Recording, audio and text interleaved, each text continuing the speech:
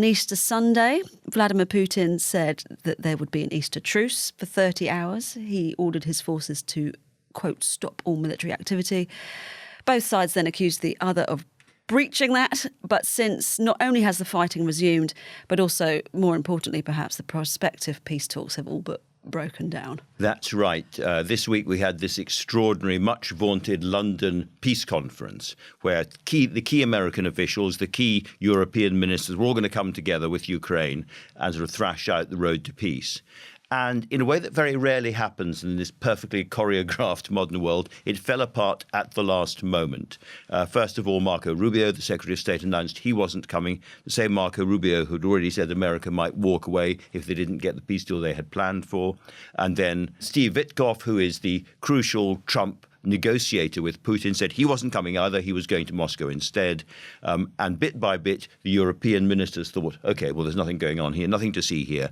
And they peeled off as well. So it was a bit like, I mean, it went ahead. The conference did happen, but it was a bit like a wedding party at which the bride and groom have already announced they're quitting. Well, was that part of it? Because was the Rubio's exit partly because of progress allegedly being made in these separate talks between the US and Russia? So there are lots of different groups of separate talks going on. And the Financial Times had a really interesting scoop suggesting that Putin had offered to freeze the conflict along the current line of demarcation or the line of conflict, which means that he would give up bits of the 4 oblasts that he claims all of. Mm-hmm. That would be his great concession, in return for which the Americans would rubber stamp the fact that the Crimea was Russian and that the Russians could keep the rest. Now, that's it's not just that it's unacceptable to Zelensky personally, it's against the Ukrainian constitution to allow that to happen without a referendum. And there can't be a referendum at a time of war. So this is actually legally, constitutionally, and physically and politically impossible for the Ukrainian side. But that then caused a further eruption from Donald Trump on Truth Social, where he berated Zelensky very, very aggressively and viciously for standing in the way of peace. So basically, I think it's another moment when the Americans realized that the kind of deal they'd hoped to get was not actually on the table and have kind of taken fright. Is it? It just seems so disingenuous to me on the part of the Americans, because as you say, who is going to accept that? They can't actually do it.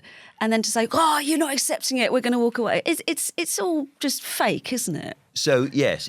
Well, I have been talking to people who are close to the Trump White House, and they say this is Trump's way of negotiating. It's all about slammed doors and storming out. And in that case, I'm not engaging. And then he always comes back. This is part of the process of trying to put as much pressure as possible on both sides. There are people close to Trump who think that Russia can't last more than a year more in this war and will eventually have to fold with the collapsing economy, and would say that actually Putin is not in as strong a position as it appears at the moment.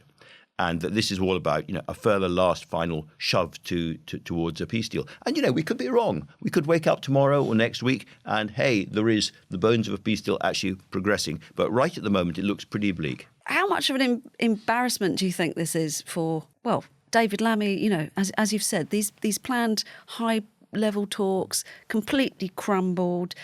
It's not a great look for the UK. I mean, let's be honest, are we completely powerless here in this negotiation? Well, look, I think, first of all, it's quite right for David Lammy and Keir Starmer to do what they can to progress this. It's as it were, God's work. I don't criticise them for that. But the way the Americans have behaved over the last 48 hours is very much elbowing aside, not just the UK, but Europe entirely, and doing it directly with the Russians.